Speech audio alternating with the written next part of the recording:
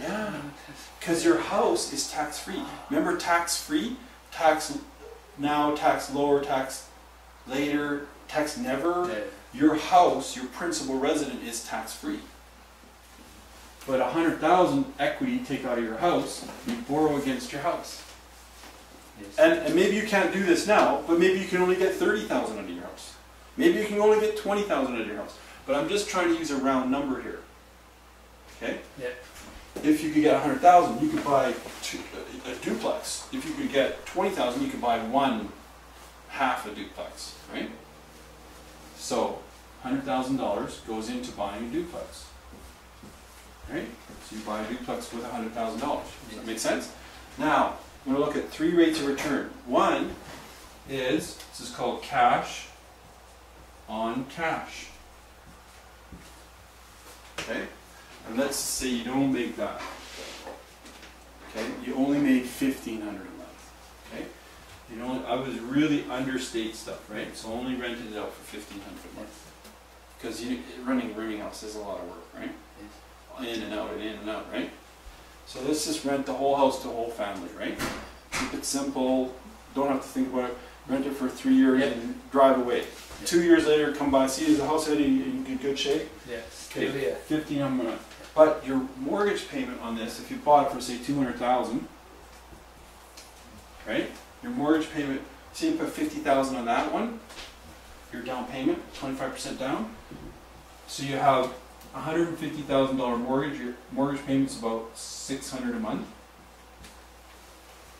But you're getting let's say your taxes, insurance, Yes. about $200, so you about $800 a month, right? Yes. 1,500 minus 1,800 is $700 a month, right? Yes. Times 12 is $8,400 a year. So what I'm looking for is a cash on cash return. How much did you actually invest in the deal? You invested $50,000. So to buy a $200,000 townhome, pay $200,000, but you put $50,000 down payment. Where did you get the $50,000? From the equity of your principal residence. Okay? So you took equity from a non-performing asset. This is not producing any income to you. It's costing you every month. Your taxes, you have to fix the roof, you got to paint it, it's wear and tear, it's driving you crazy. And also you need pay the condo fee on? No. It's not much. No. You let the renters pay that. The condo fee here is like $100 a month. It's $160 a month, but that pays for water, electricity, garbage, whatever. And outside roof? Yeah, all like covers all that. But they pay that, the renters pay that. We just make them pay it, $75 a month per person, right? Okay, so $8,400 a month on $50,000 investment. Not bad. What's the rate of return? Do the calculation. 16? How much? 16, 17? 16%. Exactly, you got it right. What a mathematician. 16% return on your money. Okay. Second thing, remember we were talking about inflation? Yes. What's inflation again? You're talking Over the about last 40 years, from Vancouver to Calgary to Toronto to everywhere, Edmonton, average real estate appreciation 7.2%. There's ups and downs, but over 40 years, 7%. Let's say it's not 7%. Let's say it's only 5%. 5%. Let's say real estate is never going to be ever good anymore, and it's like nobody's moving to Black Falls. That's all the people that are going to ever come here, and it never goes up. Yeah. You still got 16% on your money. Yeah.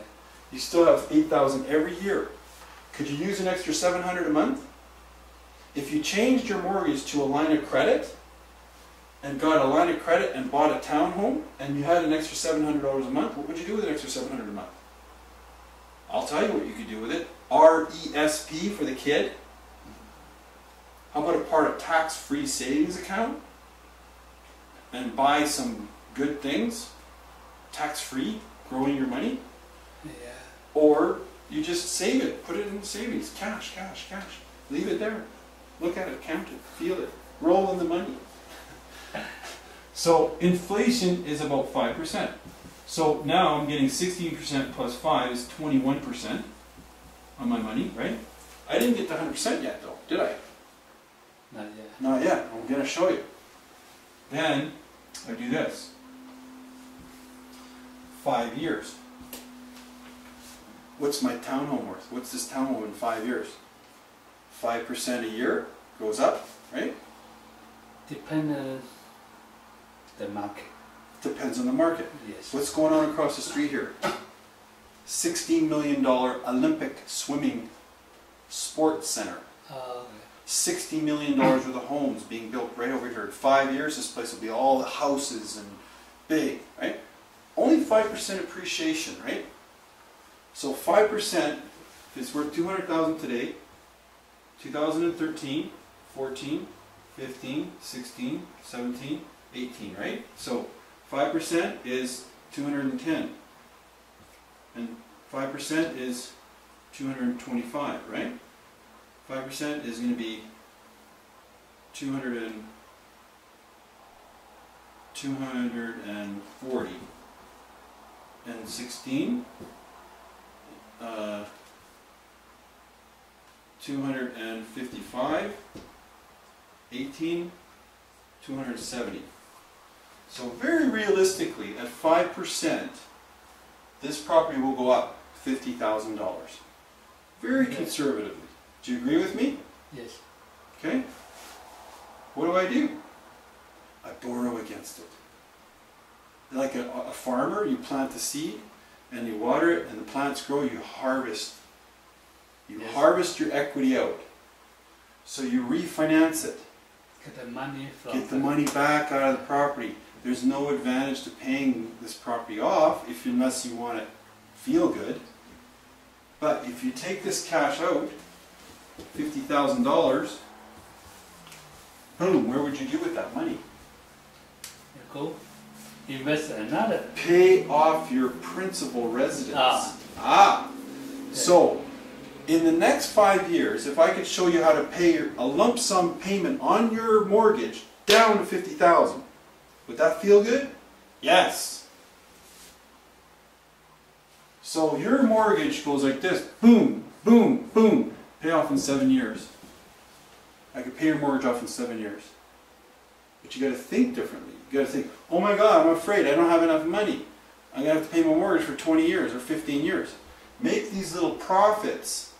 But when I borrow it against the house, this duplex, in 5 years from now, when I do a refinance, let's say I got a mortgage of $150,000 when I first buy this, because I put $50,000 down. Now it's worth like $270,000, but now I only owe $140,000 because the renters paid the mortgage down. Maybe I only owe $30,000, right? So what's 75% of that? A lot. You could probably take about $80,000 out of that. You take the lump sum $80,000 out of the rental property and pay your principal resident off. Yeah. This is how you get rich, man. And I've done this 20 times.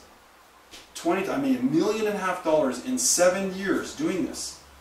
From 2002, 3, 4, 5, 6, 7, and 8, boom, it hit the wall. Because real estate was going up, and then boom. Then I had to reinvent myself. I had to figure out what's going on, I'm confused. I had to move here to an economy where people are moving to, where there's jobs, 0 vacancy rate, and there's billions and billions and billions of dollars being spent in Alberta. In jobs. Joffrey, you're working there. They're spending $500 million cash in wages. They went from 250 or 300 million budget to 500 million. They're hiring more people, right? So you That's take just a good one chance, good timing, and to buy the good You house. buy here's the secret. Here's Calgary, here's Edmonton, here's Red Deer. Yes. I want to buy around these homes. I want to buy around here. I want to buy right in the center. I want to buy, here's Red Deer, but here's Black Falls. Like in Red Deer, $200,000 for a piece of land. $100,000 for a piece of land. Makes sense? In Red Deer, for this place, $300,000. Here, $200,000. Cheaper? The rent in Red Deer for this is $1,500 a month. Here, it's $1,300, $1,400 a month. Not much. But people prefer to live here because people who live in Black Falls that work in Red Deer, they like here.